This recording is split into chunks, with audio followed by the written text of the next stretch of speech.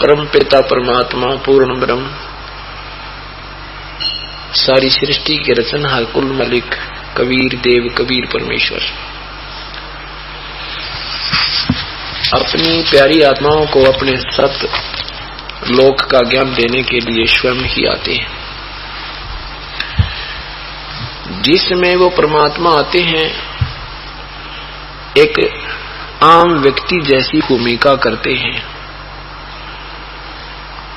उसमें हम उस परमात्मा को पहचान नहीं पाते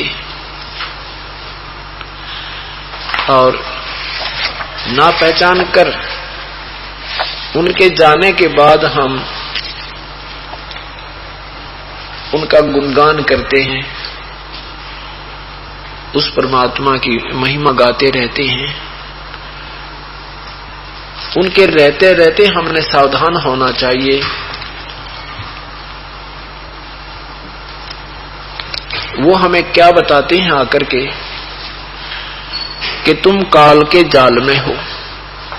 ये जो साधनाएं आप कर रहे हो, ये साधना आपकी शास्त्र अनुकूल न होने से हानिकारक है, लाभ नहीं देती। आज सुबह के सत्संग में आपने सुना परमात्मा की भक्ति करने वाले साधना करते करते भी दुखी रहते हैं। जैसे आपने नल तथा नील की कथा सुनी, उन महापुरुषों के पास जिनके पास वो आत्म कल्याणार्थ और कष्ट निवारण के लिए जाते थे, उनसे उनको यही जवाब मिलता था, यही उत्तर मिलता था कि ये तुम्हारा प्रारब्ध का कष्ट है बेटा, ये तुम्हें भोगना ही पड़ेगा। जबकि हमारे सदग्रंथ बताते हैं कि परमात्मा घोर पाप का भी विनाश कर देता है। पूर्ण ब्रह्म, वो पूर्ण ब्रह्म कौन है? वो परम अक्षर ब्रह्म कौन है? सर्वगतम ब्रह्म वो कौन है? उसके विषय में वेद ज्ञान दाता प्रभु भी कहता है कि मैं नहीं जानता उस परम पिता के विषय में। उसके विषय में कोई तत्वदर्शी संत आता है, और वो तत्वदर्शी संत जो होता है, जिसमें वो परमात्मा आता है, वो अपनी महिमा बोल बोल कर सुनाता है। उसका भी प्रमाण दे रखा है कि वो कबीर वाणी के माध्यम से अपनी महिमा आप ही गाता है, जिस कारण से उसको कवि कहने लग जाते हैं। एक प्रसिद्ध कवि की उपाधि दे देते हैं, क्योंकि वो अपनी वाणी एक कविताओं के माध्यम से, काव्यों के माध्यम से, कविताओं के माध्यम से सुनाता है।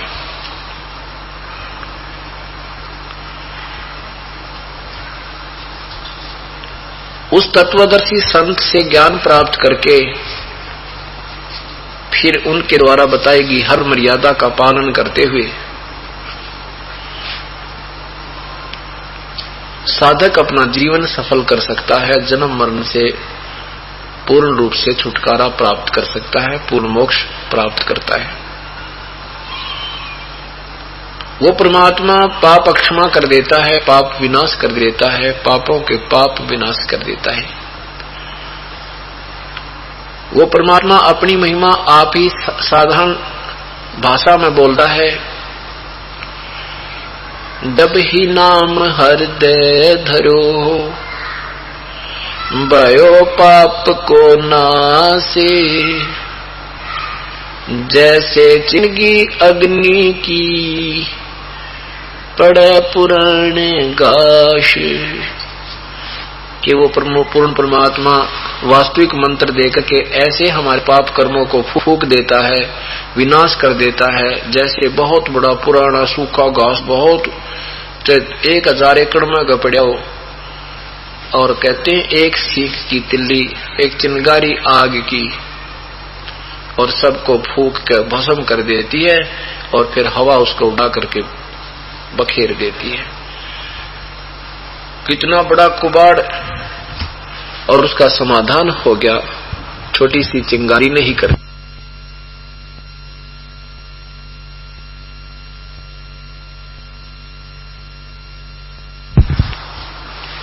इसी प्रकार पूर्ण परमात्मा अपने उस सच्चे मंत्र से, सत्य नाम से, सार नाम से सर्व पापों का विनाश करके अपनी प्यारी आत्मा को स्वच्छ करता है, अपने सीने से लगाने योग्य कर लेता है। जैसा कि आपने दिन में सत्संग सुना था कि जैसे माता उस छोटे से बालक को जो पालने में झूल रहा होता है, अनजानपने में वो उसके बस की बात नहीं होती, टट्टी और पेशाब में सारे कपड़े भी खराब कर लेता है, हाथ भी खराब कर लेता है, फिर रोने लगता है। माँ आती है, उसने वो बच्चे का गंध नहीं दिखता, उसने अपना लाल दिखाई देता, अपनी बेटी या बेटा दिखाई देता है। उसको नवाती है, कपड़े धोती है, फिर सीने से लगाती है, प्यार करती है, दूध पिलाती है। ऐसे वो परमपिता हमारे पापों को जो हमने अनजानपने में हम विवश हैं, जिब के बस का नहीं, पाप ना करे, क्योंकि हमें बांध ऐसा कसूती तरह दिया काल ने, हम विवश कर रखे। ये परमात्मा आता है, इसके बंधन से हमें छुटाता है, फिर उन अपने किए हुए हमारे पुराने पापों को साफ करके अपने सीने से लगाने योग्य करता है। तो वो परमात्मा हमें पार करता है, सतलोक ले जाता है। उस परमेश्वर को हम ना पहचान कर साधना गलत करते रहते हैं, और जब परमेश्वर आते हैं तब ये नकली संत वकील बन जाते हैं, उस परमात्मा की बात को नहीं मानते, ना सुनते, ना ही समाज को स्वीकार करने देते हैं। ये अभी तक यही कारण रहा कि ये तत्व ज्ञान और ये वास्तविक भक्ति हमारे से दूर रही।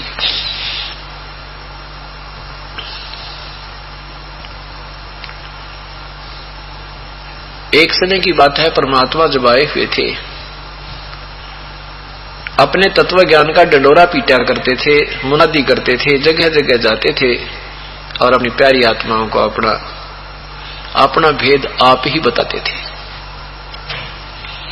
आप आरती आप साजय, आप किंगर आप बाजय, आप ताल झान झनकारा, आप नचे आप देखन हारा। वही है, आप भगवान बना, आप भगवान आप एक दास बना, जुलाहा रूप में आके 120 वर्ष तक यह भूमिका की,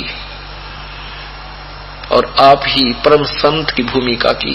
स्वयं ही मालिक ने एक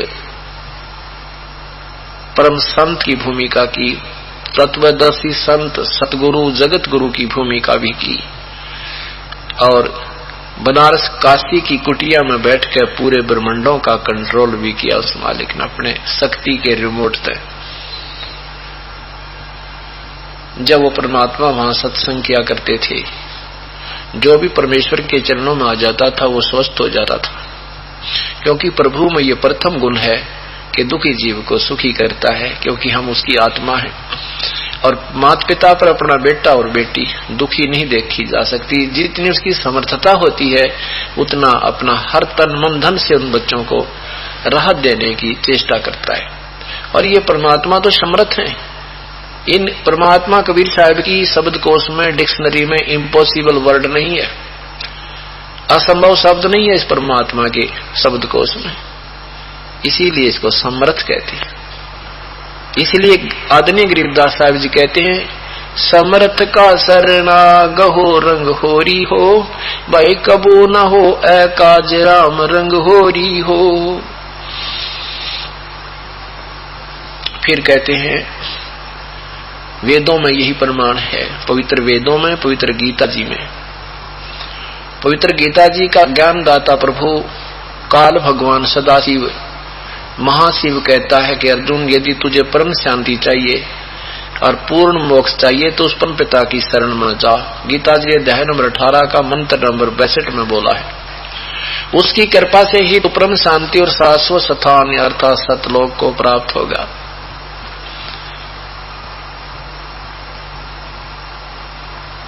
हर सदग्रंथ, प्रत्येक सदग्रंथ, प्रत्येक महापुरुष उसी परमात्मा की तरफ संकेत करते हैं और वो परमात्मा स्वयं आते हैं।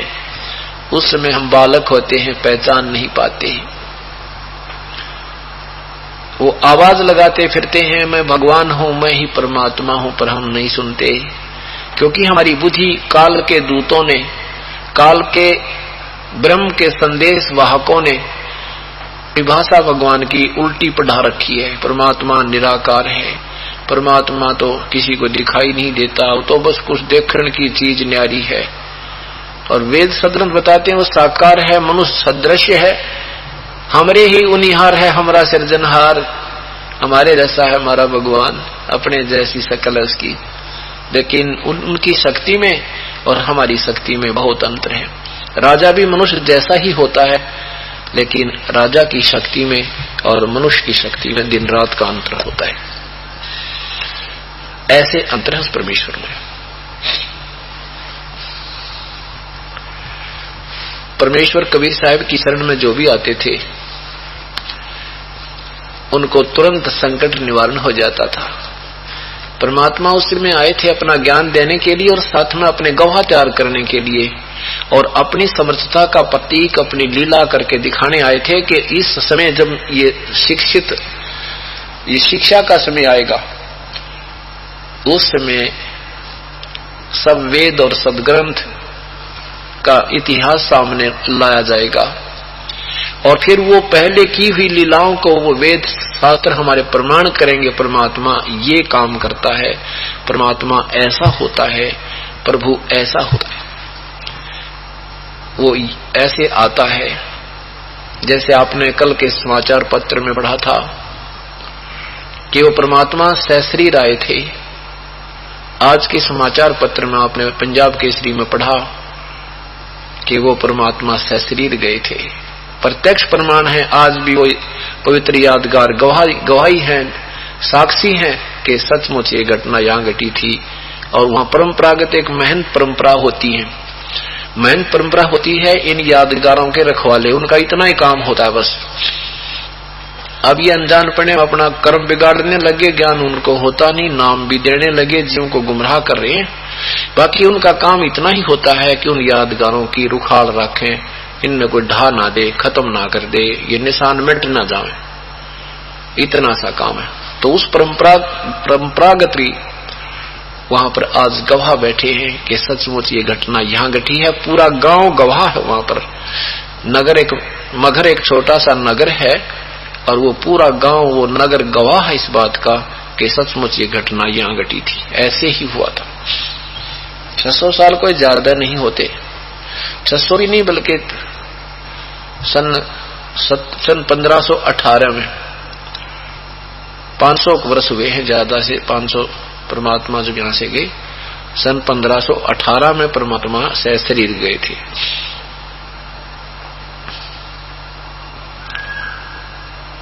ऐसे जब वो परमात्मा वहां लीला किया करते थे, काशी में सत्संग करते थे,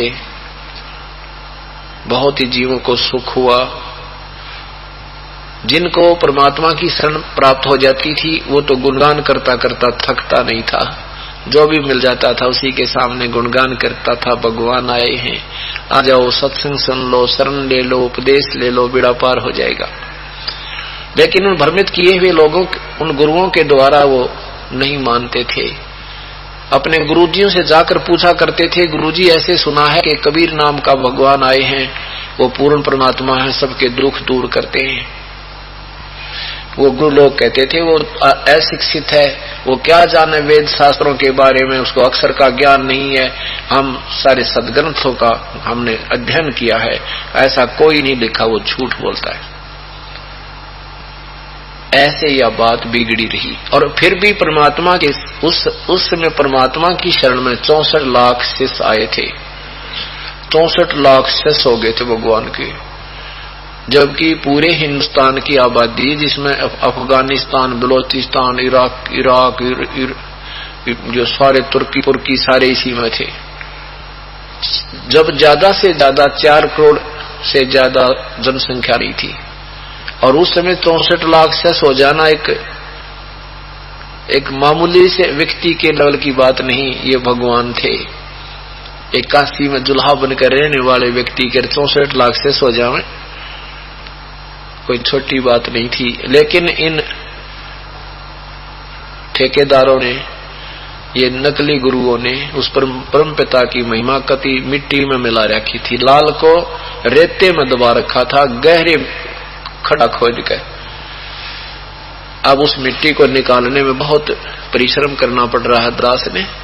अब तो बच्चे बहुत से होगे मेरे इस मालिक के मार्ग को समझाने के लिए। बहन बेटी भाई बच्चे बुजुर्ग नौजवान बच्चे भी जाकर हर एक को समझाते हैं। प्रमाण हमारे पास है, सबके मुंह बंद होते जा रहे हैं। एक बार टाटा करते हैं, प्रत्यक्ष प्रमाण देखकर फिर उनकी नानी सी मर जाती है।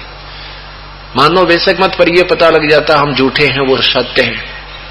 और एक दिन ऐसी समाज एक दिन ऐसी अंगड़ाई लेगा, देख लेना, नो टोल के टोल उठकावेंगे, पहचानेंगे अपने भगवान को और पश्चाताप करेंगे उस गए हुए समय का।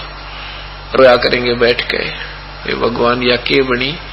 इतने अनजान आदमी ऐसा धोखा किया करते मनुष्य के साथ, जीवों के साथ ऐसा जुल्म कर रखे हैं लोगों ने। गांव में बैठे ठगिए डेरे बनाए, जुल्म कर दिया इन्होंने। कह का ज्ञान नहीं, दुनिया को गुमराह कर दिया। अब मिट्टी निकालने वाला दास 1 और उल्टी मिट्टी डालने वाले 1000। अब परमात्मा की दया होगी कि परमात्मा के बच्चे बहुत हो गए, 4 लाख के करीब हो गए। और ये 4 लाख वो व्यक्ति हैं, वो बहन भाई बुजुर्ग हैं कि किसी की नहीं माने आख्या देख रखा है, सारा खेल भगवान की महिमा देख रखी है, सदग्रंथों के प्रमाण इनके पास है। तो ये एक न समझावेंगे तो भी 2 साल में 4 नहीं तो 6 लाख 2 लाख तो जरूर और बढ़ेंगे 1 साल में। एक व्यक्ति को तो जरूर समझाते हैं, 1-2 तो मान ही जाता है। और अब ये सदग्रंथों का रहस्य समाचार पत्रों में और टीवियों पर भी चल रहा है। अब जो भी हमारे पास रोजाना ये पेपर में जब ऐड आ रही है, रोजाना सैकड़ों फोन आ रहे हैं, पुस्तक मंगा रहे हैं और प्रशंसा कर रहे हैं, भाई कमाल कर दिया, ये कहाँ छुपा था ये ज्ञान, होय होय। अब क्या शब्द नहीं हमारे पास, कैसे क्या गुणगान करे ऐसे निर्मल ज्ञान को, कैसे सिंपल ढंग से एक साधारण ढंग से समझाया गया है। ज्ञान तो साधारण ही है, उसने हिंदी में बोलकर समझा लेते, अंग्रेजी में बोलकर बता देते, संस्कृत में गिटमिट कर ले। बात तो वही बतानी है कि भी भगवान भजे बिना बात बने को नहीं। पूर्ण परमात्मा एक ही है, वो कौन है, वो कैसा है, उसको पाया कैसे जाता है, वो के सुख देता है, ये 4 बात। ये 3 लोगों ने उल्टा ज्ञान गड़का ये सारा काम उलझा दिया। 9 मन सूत उलझा रखा था, 9 मन सूत उलझा रखा था। पहले सूत थोड़ा सा भी उलझ जाता वो लेने के देने पड़ जाते थे, उस उलझाने वाले को मुश्किल में आ जाया करती। और ये 9 मन सूत उलझा के गिर रखा था, इस ज्ञान को ऐसा उलट पुलट कर दिया था। अब परमात्मा की मेहर हुई है, ये धीरे धीरे सारा सुलझन लग रहा है और बिल्कुल इसके ऐसा बढ़िया बंडल बना देंगे कति उड़ जाए कोई ना देवी। इतना स्वच्छ और निर्मल ज्ञान कर दिया जाएगा परमेश्वर की रजा से। ऐसे पुस्तक बन रही हैं कि सदा के लिए जब तक भक्ति रहेगी संसार में, अब ये ज्ञान नहीं रलेगा, ये ज्ञान नहीं खत्म होगा। हाँ, जब खत्म होगा उसमें भक्ति ही समाप्त हो जाएगी, फिर कोई भक्ति करने अब पृथ्वी पर इंसान नहीं रहेगा। अब जिन्होंने भक्ति चाहिए वो इंसान पीछे नहीं रहेगा, क्योंकि हमें पता ही नहीं लगा था परमात्मा है कौन, निर्णय नहीं हो पा रहा था, अब निर्णय हो चुका है।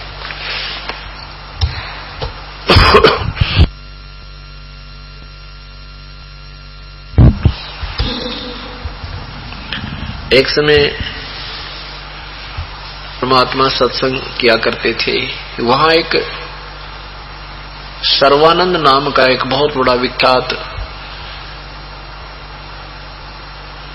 एक विद्वान कहलाता था, संस्कृत का ज्ञाता, वेदों का ज्ञाता और गीता जी का मर्मज्ञ ज्ञाता रूप में प्रसिद्ध था। सर्वानंद जी ने अपने समय के सभी विद्वानों को शास्त्रार्थ करके पराजित कर दिया था।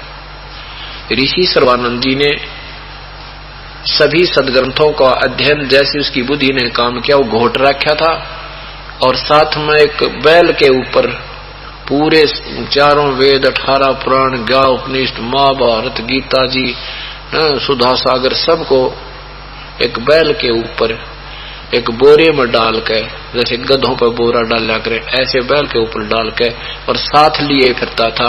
उसके अध्याय, श्लोक, नंबर सारे कंठस्थ याद कर रखे थे,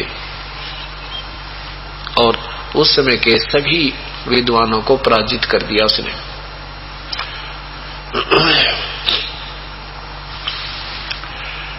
सर्वानंद जी की माताजी श्रीमती शारदा एक बहुत अच्छी आत्मा थी, ब्राह्मण कुल में जन्म था। उनको एक बहुत भयंकर बीमारी थी, सारे शरीर में एक बहुत ही बेचैनी सी रहती थी, भुगत रही थी। बहुत से ऋषियों, महर्षियों, संतों, पामिष्टों के पास जन्म पत्री बनाने वालों से भी सारा कुछ उन्हें दिखा करा लिया था। अपने बेटे से भी सारे जंतर मंत्र करवा लिए थे। सभी ने ये कहा था कि माताजी आपके प्रारब्ध का कष्ट है, ये आपको भोगना ही पड़ेगा, इसका कोई विकल्प नहीं है। उदाहरण देते थे जैसे भगवान श्री राम ने बाली को मारा था, उसका भी बदला देना पड़ा, भगवान ने भी अपना दंड भोगना पड़ा, कि कर्म का दंड तो माता भोगना ही पड़ेगा। सभी ये कह करके और अपनी वाणी को विराम दे देते थे। अब शारदा ने भी ये सोच लिया था कि देखो भी 10 वर्ष का जीवन है या 5 वर्ष शेष है, ये ऐसे भोगना ही पड़ेगा। परमात्मा अपने बच्चों को काल के जाल से निकालने के ना जाने क्या क्या तरीके अपनाते हैं। शारदा जी की एक सहेली परमेश्वर कबीर साहब की शिष्या हो गई, और उस बहन को बहुत कष्ट था, और साथ में घर में नुकसान भी बहुत था, कर्जा भी बहुत हो गया था, बच्चे भी बीमार रहते थे, स्वयं भी तकलीफ में रहती थी। उस बहन ने परमेश्वर का उपदेश लिया, उपदेश लेते ही वह स्वस्थ होगी, घर में भी हर चीज की बरकत शुरू होगी, गदगद होगी, जहां जावे उसी के सामने कबीर परमात्मा की महिमा गाने लगी। वो सहेली एक दिन शारदा के पास, भक्तमती शारदा जी के पास पहुंच गई, कुशल मंगल पूछा। कुशल मंगल पूछने के बाद के समय शारदा ने कहा, बहन के कुशल बताऊं और के अकुशल बताऊं, मेरा तो जीवन व्यर्थ हो गया, बहुत परेशान रहती हूं, बहुत दुखी हूं, मेरे जैसा दुखी आज इस संसार में प्राणी नहीं है, जिसका शरीर ही ठीक नहीं है। उस बहन ने कहा कि बहन मैं आपसे एक अर्ज करती हूं, आप हमारे गुरुदेव से उपदेश ले लो, दीक्षा ले लो, आपका ये रोग नहीं रहेगा। अगर सच्चे दिल से तू मालिक को चाहेगी तो, बजेगी जैसे उनके नियम रहेगी तो आप बीमार नहीं रहोगी, आपका कष्ट दूर हो जाएगा। शारदा जी ने कहा कि मैंने कोई संत नहीं छोड़ा, कोई ऋषि नहीं छोड़ा, कोई वैद्य नहीं छोड़ा, सब जगह इलाज करवा चुकी हूं, बहन मेरा कष्ट निवारण नहीं हो सकता। उस बहन ने जो परमात्मा से उपदेश प्राप्त कर रखा था वो कहने लगी, मेरी बात मान ले, मैं सही कहती हूं, मेरी सतीथी भी यही थी, मैंने भी सब जगह जंतर मंतर करवा लिए थे, न तो घर में बरकत हुई थी और न ही मेरे शरीर में मेरे बच्चे ठीक रहे थे। फिर शारदा ने सोचा हो सकता है कोई ऐसा महापुरुष हो कहीं। शारदा जी ने कहा कि फिर कौन है वो महापुरुष, कहाँ रहते हैं? कि अपने नगर में, काशी बनारस में ही रहते हैं। क्या नाम है आपके पिता, आपके गुरुदेव का? शारदा जी ने पूछा। उस बहन ने बताया कि वो कबीर परमेश्वर आए हैं। कबीर परमेश्वर कौन? कबीर कहाँ रहते हैं? कि उस ऐसे ऐसे जुलाहों की कॉलोनी में वो कबीर परमात्मा है। तो शारदा कहने लगी, कौन? वो नीरू का पुत्र क्या? वो जो ऐसे मिला था, तालाब में पड़ा पाया था। अब वो बहन कहने लगी कि बहन ये तो बाद में बताऊंगी मैं, जब तू नाम ले लेगी ना फिर बताऊंगी, फिर पूछूंगी तेरे तो वो कौन कित पड़ा पाया था, क्या चीज है, वो जुलाहा है या भगवान है, पर मेरी अर्ज है आप एक नाम ले लो। तो बस इतना ही कहूंगी मैं। न्यू बोलिए, तेरी अक्ल मारी गई क्या? तेरा दिमाग कौन से कहाँ घूम रहा है? मैं ब्राह्मण, हम ब्राह्मण, वो एक नीच जाति का जुलाहा है, पागल कहीं की। हमने मैं ना दूं उसका नाम कर देवी, और मेरे तक कहना भी नहीं आगे आज के बाद। मरण लाग रही बुढ़िया, भुगतन लग रही, और वो जाति की मरोड़ी न्यो की न्यो है। तेरा गजे भैया, काल ने हमारा ऐसे फुद्दू खींच रखा है, ऐसे मूर्ख बना रखा है हमारे को। आज मान लीजिए हम ब्राह्मण हैं, कल जन्म हो जाए किसी मुसलमान के घर पे या दूसरी जाति में भी तो हो सकते हैं। तो ये हमारे को ज्ञान किसी ने दिया नहीं, इस तरह कोई समझा नहीं पाया था कि हम ये बीच की दीवार ना बनाते, पर ये ढह जाएगी, धीरे धीरे खत्म हो जाएगी, ज्ञान होता जाएगा, आप पे खत्म हो जाएगी। तो वो बहन उठकर चलेगी कि इसकी शारदा की दबदी कति उल्टी हो रही है। परमात्मा अपने बच्चे ने छोड़ा को ना किसी प्रकार भी, उसने कोई भी कारण क्यों ना बनाना पड़े, अपनी आत्मा को चरणों में लेकर ही मान्या करता है। कुछ दिनों के बाद एक और बहन जो परमात्मा की उपदेशी थी, कबीर साहब का उपदेश ले रखा था, उसका भी जाना हो गया। कुशल मंगल पूछा तो उस बहन ने कहा कि शारदा तेरा तो आधा शरीर भी नहीं रहा, क्या हो गया आपको? शारदा ने कहा, बहन के बताऊं, मरा जाता ना जिया जाता, उंगलियां पर दिन गिनूं कद मरूं, भुगत रही हूं अपने किए कर्म ने। उस बहन ने कहा कि ये कर्म के दंड से दुख होता है और परमात्मा कर्म के दंड को समाप्त कर देता है। आप हमारे पूज्य गुरुदेव से उपदेश ले लो। शारदा मां भी बहुत दुखी थी, मुझे भी कितना धरती पर ठिकाना नहीं दिखा था, मृत्यु के अतिरिक्त मैंने कुछ नहीं सोच रखा था। ऐसी स्थिति थी मेरी कि मैं आत्महत्या कर लेती, बच्चा ने भी साथ लेकर। और जिस दिन से भगवान के चरणों में आई हूं, कबीर पर उस मेरे भगवान गुरुदेव के चरणों में आई हूं, उस दिन से मुझे पूरे परिवार ने नई जिंदगी मिल गई। आप मेरी बात मान लो, हमारे गुरुदेव से उपदेश ले लो। आंखों में आंसू भर कर वो बहन कह रही है, उसकी दृष्टि उसके दुख को देखकर, शारदा के दुख को देखकर कह रही है।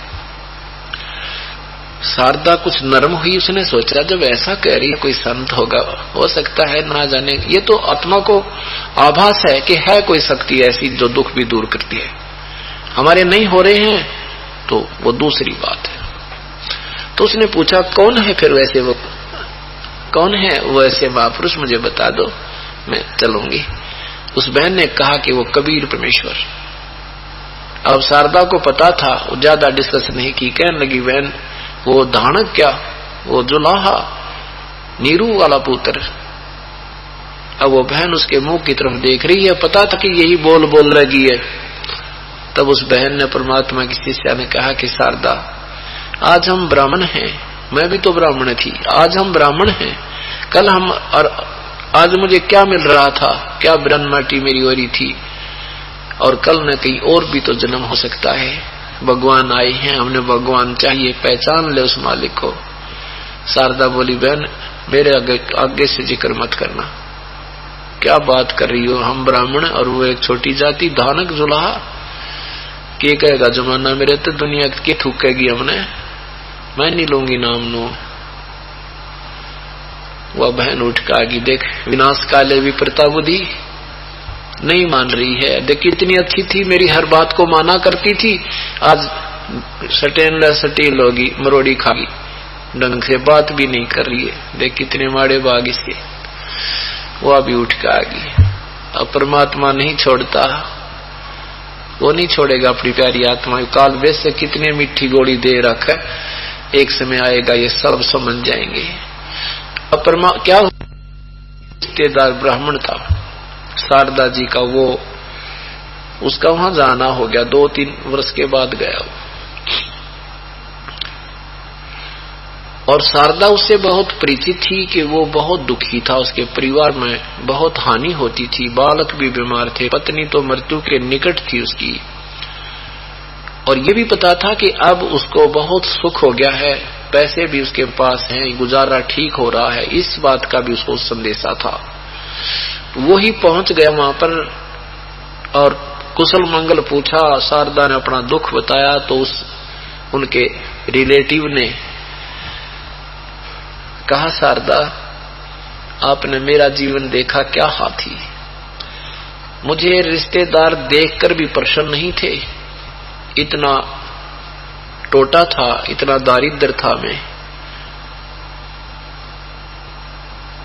और आज मैं बहुत सुखी हो गया, मेरे बच्चे भी सुखी हैं, मेरी पत्नी भी स्वस्थ होगी। और मैंने ऐसा सोच लिया था एक बार तो कि इस जीवन से अच्छा तो मृत्यु ही मिल जाए तो ही अच्छा है। आप हमारे गुरुदेव से उपदेश ले लो। अब शारदा ने सोचा ये ब्राह्मण है और इसने तो कोई खास ही कोई ब्राह्मण से ही नाम दे रखा होगा। उससे पूछा कि आप ठीक है, मैं आपको खूब जानती हूँ, आपकी स्थिति से भी परिचित हूँ, मुझे सब संदेशे मिलते रहते थे कि आज आपकी बहुत मौज हो रही है। कौन है आपके गुरुदेव? उस रिश्तेदार ने कहा कि वो कबीर परमात्मा, कबीर देव, कबीर भगवान, उनको संत कहूं या राम कहूं, शारदा के कौन से शब्द से उस परमात्मा की महिमा गाऊं?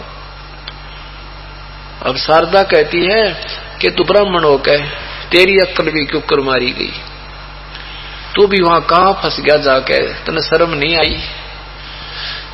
क्या समाज तुझे कह रहा होगा? मुझे नहीं पता था तो इतना गिर गया कि एक दानक से का शिष्य हो गया। हम तो जगत के गुरु हैं, ब्राह्मण है। वो भक्त बोला, शारदा ये बनावटी बातें ठीक नहीं तेरी। मेरी वो सती थी, तुझे याद है कि मैं रिश्तेदार के जाता था, रिश्तेदार के माथे पर 3 तोड़ी गिर जाती थी। वो सोचता था कि आ गया 10 रुपए मांगने आया होगा, और मैं भी जान जाता था कि इसका चेहरा बदल गया मेरे दर्शन होते ही।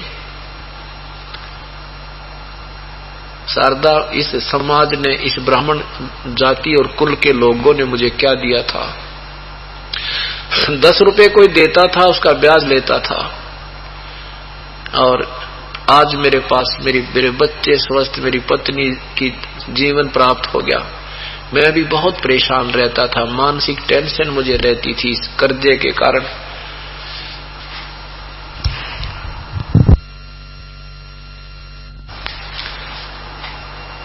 और कोई भी 2 पैसे देने को तैयार नहीं था, और आज मेरे पास सब कर्जा उतर कर 10 रुपए मेरे पास है। जहां भी जाता हूं सबसे पहले मुझे सीने से लगाते हैं और फिर ये पूछते हैं जल्दी आना, गणे दिन मत लगाना। आज ये कृपा मेरे परम पिता परमेश्वर कबीर देव की है, और आपकी इच्छा नाम लो या मत लो, पर पछतावेगी इन दिनों को। न्यू कहकर उठ का आ गया। इन 3 चोटों से शारदा कति टूट गई कि भी 1 कहे, 2 कहे और 3 कहे, और ऐसे दुखी, इसको तो मैं खूब जानती हूं कितना कष्ट था इस प्राणी के ऊपर। और आज ये व्यक्ति ये बात कह रहा है तो बहुत सोचने पर विवश होगी। सारी रात नींद नहीं आई इसने कि ऐसी परम शक्ति आई है, और जाऊं तो ये दुनिया क्या कहेगी। ये तो चलो एक छोटा मोटा ब्राह्मण है, मेरा तो बेटा वेल नोन है सारी इस क्षेत्र में, क्यों जाऊं हे भगवान, कैसे जाऊं उसकी शरण में, ऐसे सोच रही है। फिर अपने मन में आप ही विचार कर लेती है कि यहाँ कहीं आसपास कोई सत्संग होगा, उस सत्संग में मैं जाऊंगी और घूंघट करके जाऊंगी, कोई पहचान ना रहे वो ब्राह्मणी हूं अंधेरे से मैं, और मेरे सिर पे हाथ रखते जय मैं स्वस्थ होगी तो नाम ले लूंगी, चरणों में गिर जाऊंगी वहीं पर। और मुझे राहत नहीं मिली तो उठ कर आ जाऊंगी, किसी ने बेरा ना पाटेगा, किसी को पता नहीं लगेगा कि मैं वहां गई थी। ऐसा सोच के और इंतजार करने लगी कि आसपास कहीं सत्संग हो। ऐसे दयालु भगवान, ऐसे हे परमात्मा सारी इच्छा पूर्ण करने वाले अपने बच्चों की, उन्हीं के आसपास एक सत्संग कर दिया किसी गरीब के घर पे। शारदा को पता लगा बहन को कि भगवान कबीर साहब का सत्संग यही पड़ोस में हो रहा है, तो उसने सोची आज जरूर जाऊंगी। परमात्मा सामने आसन पर बैठे थे, एक घी की जोत जला रखी थी जो दीपक का काम भी कर रही थी, हवन का काम भी कर रही थी। अब सभी श्रोतागण आ रहे थे, परमात्मा के सामने दंडोत प्रणाम कर रहे थे, चरणों में शीश रख रहे थे, आशीर्वाद परमात्मा दे रहे थे, अपना अपना स्थान बहन भाई ग्रहण कर रहे थे। अब शारदा भी अपने मुंह पर घूंघट करके और करे थे, ऐसे ही करके जाकर चरणों में सिर रखा, सिर पे हाथ रखा भगवान ने और कहा सर्वानंद की मां आज दानक के पास कैसे आएगी, तेरा समाज के एक भगत ने। जब ये अंतर्यामी परमात्मा ने उसको पहचाना और साथ में सिर पे हाथ रखते ही वो स्वस्थ हो गई, चरणों में गिर गई बुढ़िया और बहुत रोई। ने बोली हे भगवान कहाँ छुपे थे आप, हे परमात्मा मेरे जैसा दुखी पृथ्वी और प्राणी नहीं था मालिक। अंतिम सांस गिनो थी, फिर तो बुढ़िया ने खोल दिया घूंघट भी, स्पष्ट खड़ी होगी सब बहन भाइयों के सामने और सबको कहने लगी बहन भाइयों मैं सर्वानंद की मां हूं और मैं बहुत दुखी थी, मेरे ऊपर इतना कहर था, कष्ट था, सब जंतर मंत्र करा लिए थे, सब ऋषियों के पास जा चुकी थी, आज परमात्मा के सिर पर हाथ रखते मैं स्वस्थ हो गई हूँ। हे भगवान क्षमा कर दो मालिक, मैंने बहुत बुरी भली कही आपके विषय। परमात्मा ने कहा कोई बात ना बेटी, आप नहीं बोल रहे थे, ये काल ने मेरे ही बच्चे मेरे दुश्मन बना रखे, इनको या गुटी प्यार रखी है माया की, इसने नशा करा दिया या भांग प्यार रखी है सबको बेटा, और मुझे पहचान नहीं रहे, ये पहचानने नहीं देता, इतना चालबाज आदमी है ये निरंजन ज्योति निरंजन। कबीर ये माया अटपटी सब घट आन अड़ी, किस किस को समझाऊं या कुएं भांग पड़ी। कुएं में भांगे रखी है, एक व्यक्ति को समझाने के लिए इतना प्रयत्न करना पड़ता है, नए सिरे तो मानना पड़ता उस प्यारी आत्मा को, इतना उसके अंदर मैल ठोक दिया काल ने, उल्टा ज्ञान पड़ा के, कि तो मजहब नारे बना के, कि तो जाति नारी बना के एक दूसरे के दुश्मन बना दिए। आपस में हमें पीस रखा है, पति पत्नी की लड़ाई रखा रोज, क्या न बात पे बहन भाई का झगड़ा, भाई भाई का झगड़ा, मजहबों के लट्ठम लट्ठा, ये मच्छर बना दिए, बता मच्छरा बिना के आंट लाग रही थी, ये मच्छर काटो इन्हें, रात न पड़न दे न दिन में पड़न दे, इतने परेशान है भगवान। फिर सत्संग सुना, परमात्मा ने पूरी सृष्टि रचना जचा कर सुनाई, शारदा की कति सारे पर्दे खुल गए, उपदेश ले लिया, सब कति स्वस्थ होगी और हर एक ब्राह्मण के पास जावर समझावर नाम ले लो, बल्कि उस शारदा को धिक्कारन लगे, तेने शर्म नहीं आई, तू क्यों बेशर्म होगी, एक दानक से नाम ले लिया, क्या कहेगी दुनिया, तेरा बेटा तो इतना बोलबाला हो रहा है, उसका दुनिया पूज रही है, उस जैसा विद्वान ब्राह्मण नहीं है, और क्या कहेगी दुनिया उसको, तेरी माँ एक जुलाहे का नाम ले लिया। शारदा बोली के बताऊं, ये शराब मैंने पी रखी थी जो तुम बोल रही हो, ये तो वहीं जाए शराब, यो नशा उतरेगा ना कि तो उतरे को नहीं, एंटीबायोटिक इस नशे ने तारण की, उस परमात्मा के पास दवाई है और पृथ्वी पर है ही नहीं। अब उसकी मां ने, सर्वानंद की मां ने, शारदा ने सोचा और तो देखी जाए, कोई मानना चाहे मत मानो, मेरा बेटा तो काल तो छूट जाए, किसी प्रकार मेरा बेटा ही मान जाए। वो कई बार चर्चा करती थी, देख बेटा मैं स्वस्थ होगी, कैसे हुई मां, सर्वानंद पूछा करता था। भाई भगवान आए हुए हैं कबीर साहब, और मैंने उससे नाम लिया बेटा, मेरे सिर पर हाथ रखा था, मैं ऐसे अपने मन में एक संकल्प करके गई थी कि मुझे सिर पे हाथ रखते ही राहत मिल गई, मैं स्वस्थ होगी तो नाम लेकर आऊंगी। भाई मैं पक्का दृढ़ निश्चय करके आ गई थी, और बेटा मेरे सिर पे हाथ रखते मैं कति स्वस्थ होगी, देख मेरी क्या हालत थी। और मैं तो भाई नाम ले आई गुरुदेव के। अब सर्वानंद बोला, माँ जब आप स्वस्थ होगी, सचमुच आप तो बहुत बुरा हाल था, मैं भी रोया करता अपनी माँ की हालत देख करके, कोई बसा नहीं रही थी मेरी, मुझे बहुत खुशी हुई मेरी माँ स्वस्थ होगी। फिर माँ कहने लगी, बेटा मेरी आत्मा भी तेरे प्रति इतनी ही फंसी हुई है, तू मेरा बेटा है, मैं भी चाहती हूँ मेरा बेटा भी मेरा साथी हो जावे, मेरे साथ हो जावे।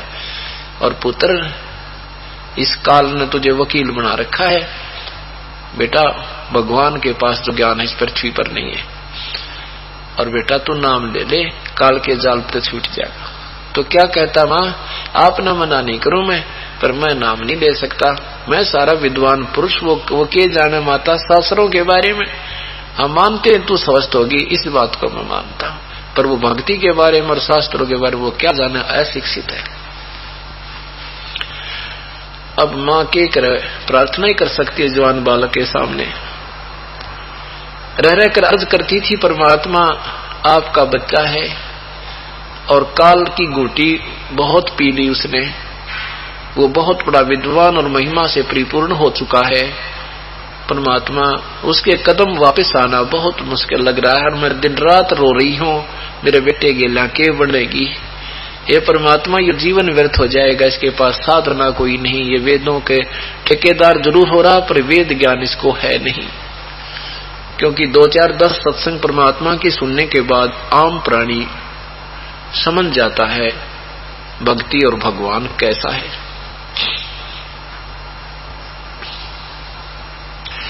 प्रतिदिन की यही अर्ज मां की रहती थी, भक्ति भी करती थी।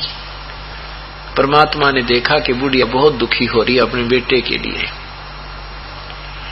एक दिन सर्वानंद ने अपनी मां से कहा कि मां, सर्वानंद के मन में आया कि मैं अपनी मां से अपना नाम सर्वाजीत रखवा लेता हूं, क्योंकि मुझे बताना पड़ता है कि मैंने सबको पराजित कर दिया है, मैंने सब पर विजय प्राप्त कर ली है, मैंने सबको जीत लिया शास्त्रार्थ में, इसलिए सर्वजीत यानी सब पर विजय प्राप्त किया हुआ व्यक्ति सर्वजीत, ये नाम मैं रखवाना चाहता हूं। अपनी मां के पास गया, मां से कहा कि मां आप मेरा नाम सर्वाजीत कर दो, सर्वानंद के स्थान पर सर्वजीत मेरा नाम रख दो मां। शारदा ने कहा, बेटा ये सर्वानंद के माड़ा भूंडा नाम है, ये भी तो बहुत अच्छा नाम है। सर्वानंद ने कहा कि मां मैंने सारे विद्वानों को शास्त्रार्थ में हरा दिया है, इसलिए मुझे सर्वजीत नाम रख दो मेरा, सब समझ जाए कि ये सर्वजीत क्यों, सर्वानंद से सर्वजीत क्यों कहने लगा कि इसने भाई सब विद्वानों को पराजित कर दिया। अब सर्वानंद ने जिद की कि नहीं मां मेरा नाम रख दो। मां ने कहा, बेटा तेरा नाम मैं सर्वाजीत उस समय रखूंगी जब तू कबीर परमात्मा को शास्त्रार्थ में पराजित कर देगा।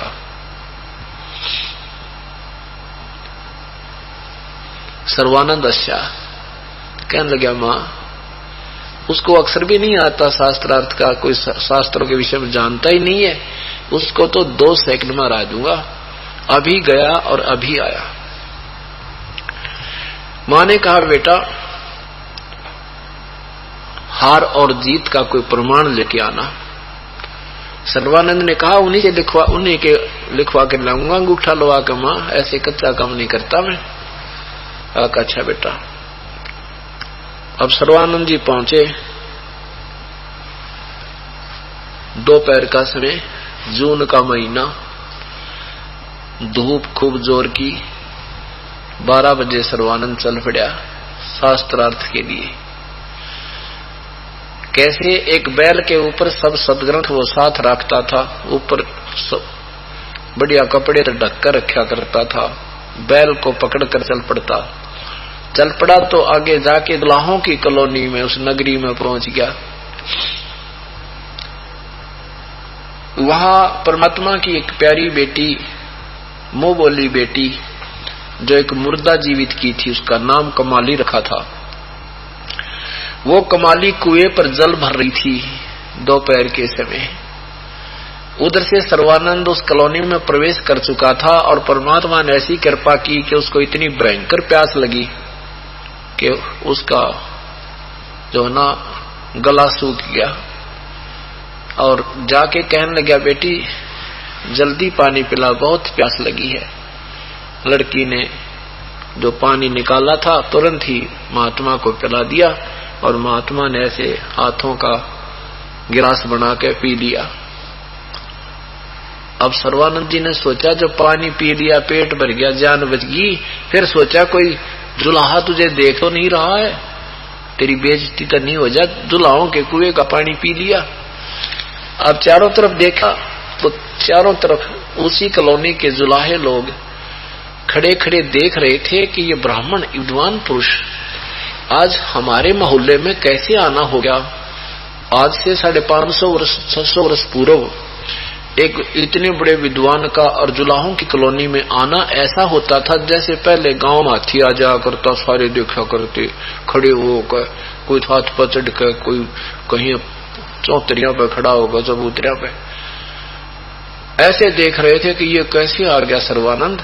सर्वानंद ने ऐसे देखा, चारों तरफ सब देख रहे हैं, अपनी इंसल्ट समझ के, अपनी बेइज्जती समझ के लड़की पर डांट लगाने लगा।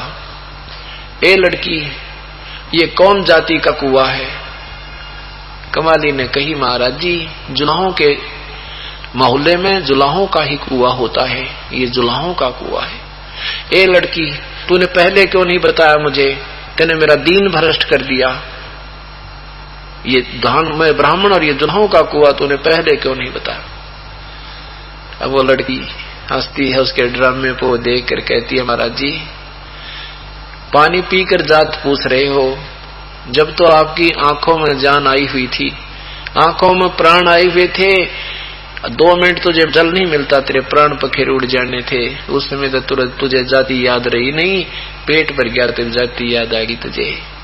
ए लड़की, गणी ना बोले, वो कबीर कहाँ रहता है? वो कबीर कहाँ रहता है? तुझे पता उसके घर का? कमाली बोली, मुझे तो पता है। कबीर का घर शुक्र माने सबसे टॉप मोस्ट पर, सबसे ऊपर स्थान सतलोक में। कबीर का घर शिखर में, जहां से ली गए वहां पावन अटके पपीले के, तू पंडित लादरा बैले। कबीर का घर बताऊं कहाँ है? वो सतलोक में रहते हैं, सुप्रीम पावर है वो परमात्मा कबीर, पूर्ण ब्रह्म सतलोक में रहता है। और वहां जाने की जो मार्ग है वो बहुत रपटीला है, अर्थात जिन सदग्रंथों के तू बैल लादे फिरे है, इनमें उस परमात्मा के पाने की विधि नहीं है, इनसे नहीं मिल सकता वो जिसको तू दिए फिर रहा है। परमेश्वर भी कहते हैं, वेद हमारा भेद है, हम वेदों में नहीं, हम मिले वेद से नहीं, और जौन वेद से हम मिले वो वेद जानते नहीं।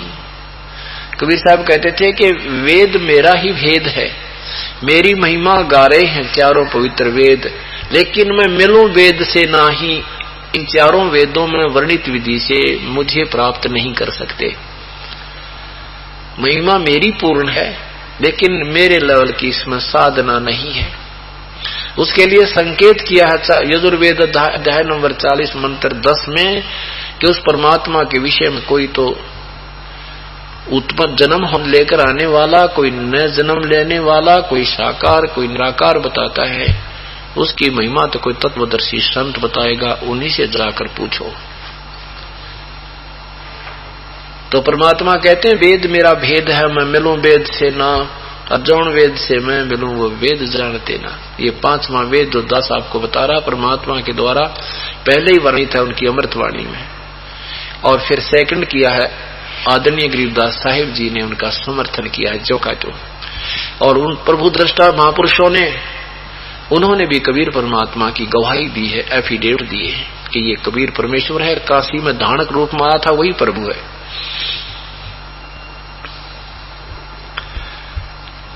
अब सर्वानंद जी कहता है, ए लड़की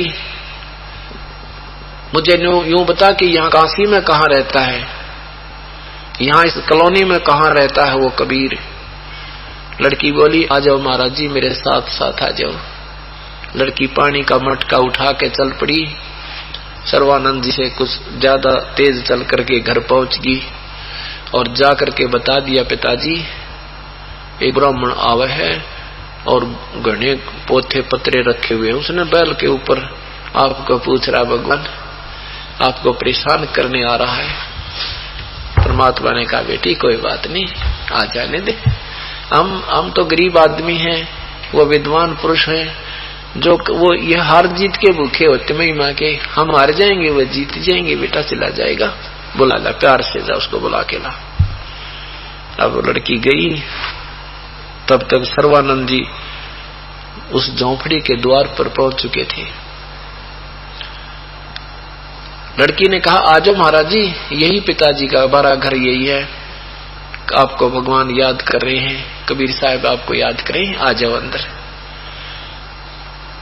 सर्वानंद ने कहा, बेटी ऐसे कर, ले जल ला अंदर से और मेरा ये लोटा भर दे पानी का, करमंडल पीतल का लोटा था, पानी का भर दे। वो लड़की लोटा पानी का लाकर उसका लोटा भर दिया, और भर दे और डाल दे। कति ऊपर का उतरना हो गया और फलो हो गया, होने को हो गया, तो बोला चुप बस बेटी अब रुक जा, और अब ऐसे कर ये लोटा ले जा और कबीर साहब को देना, इसका के उत्तर दे वो मेरे पास लाना, मैं बाहर खड़ा हूं।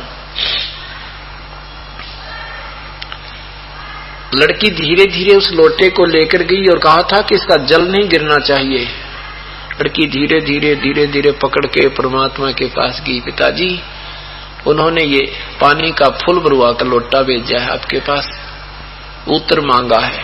परमात्मा ने एक बड़ी सुई थी, कपड़े सीमण की बड़ी सुई, वह उठा के लोटे में गिर दी।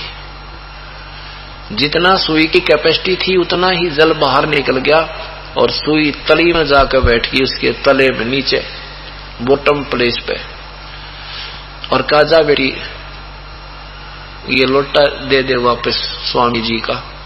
लड़की धीरे धीरे लेकर आई। सर्वानंद जी ने पूछा, बेटी क्या उत्तर दिया मेरे प्रश्न का? लड़की ने कहा, पिताजी ने उत्तर नहीं दिया, इसमें एक सुई डाल दी और कहा, ले जा दे दे उस स्वामी जी को। अब सर्वानंद अंदर आया और कहा, कबीर तूने के उत्तर दिया मेरे प्रश्न का? अब इतना देख करके वहां आसपास के जुलाहे लोग अशिक्षित इकट्ठे हो गए, आसपास आकर बैठ गए।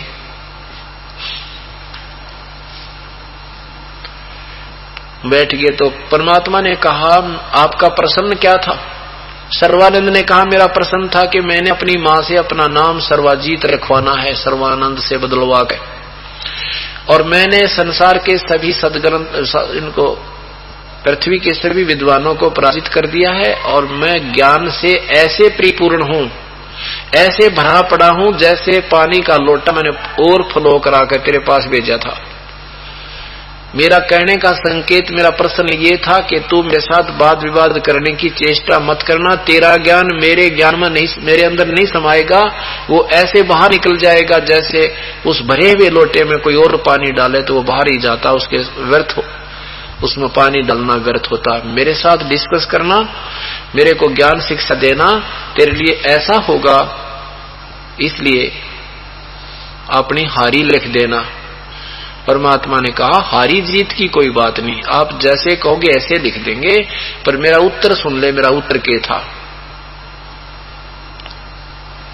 सर्वानंद ने कहा, बता क्या उत्तर था तेरा?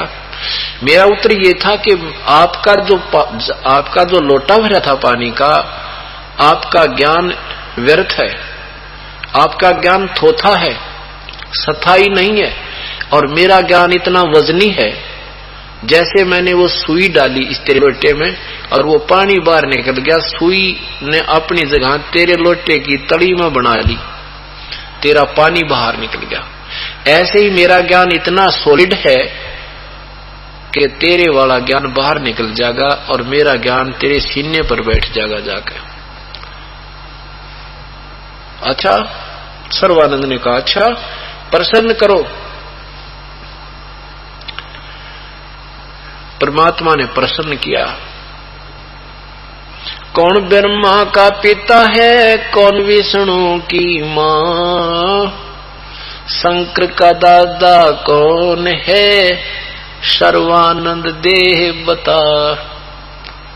कौन शंकर का पिता है, कौन ब्रह्मा का पिता है, कौन शंकर विष्णु की मां, अर्थात ब्रह्मा विष्णु महेश जी के माता पिता और दादा कौन है, कृपा ये बताइए।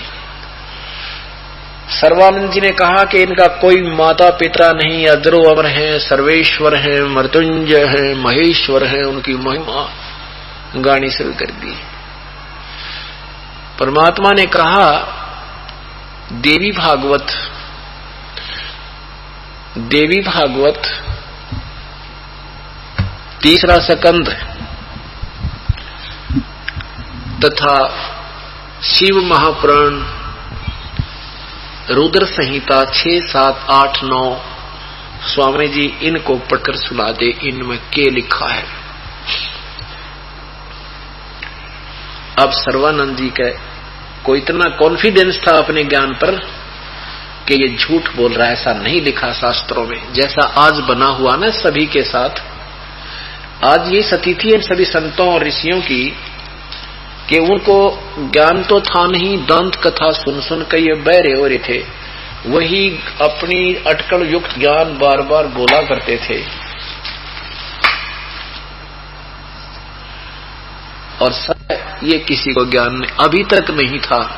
परमात्मा ने 600 साल पहले यही बता रखा था और अभी तक इनको ये ज्ञान नहीं था। इतना कॉन्फिडेंस था, जैसे ये सत्यार प्रकाश के पढ़ने वालों को, ऋषि दयानंद के अनुयायियों को इतना विश्वास था कि जो ऋषि दयानंद जी निर्णय ज्ञान देकर गए हैं किसी पृथ्वी पर नहीं है।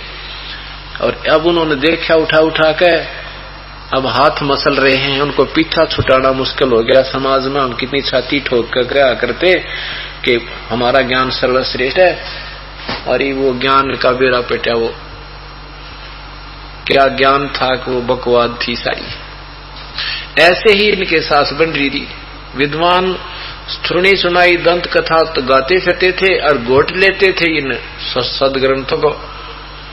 किसी ने कोई यजुर्वेद पूरा याद कर लिया, किसी ने दोनों वेद कर लिए, किसी ने 2 वेद कर लिए, किसी ने 4 वेद गोट लिए। उनको चतुर्वेदी कहने लगे, संस्कृत में बोलते रहते, आम जनता प्रभावित हो जाती और उसको ऋषि की महिमा, ऋषि की पदवी अशिक्षित दे देते। कमाल की बात है। अब शिक्षा में तो उस शिक्षा में किसी को डिग्री देते हैं तो उच्च शिक्षा प्राप्त ही उन बच्चों को शिक्षा की डिग्री देता है। और उस समय महर्षि कैसे बनते थे, जो अनजान जनता जिसे ज्ञान कति नहीं, वो ताड़ी पीट देते, वाह वाह कर देते, जो घना बोल पड़ता संस्कृत में, उनके द्वारा दी गई डिग्री से वो महर्षि कहलाया करते थे। जिनको आप ज्ञान नहीं ये बोल के रहा है, यह बात नहीं बिगड़ रही थी। तो परमात्मा ने कहा स्वामी जी एक बार शिव महापुराण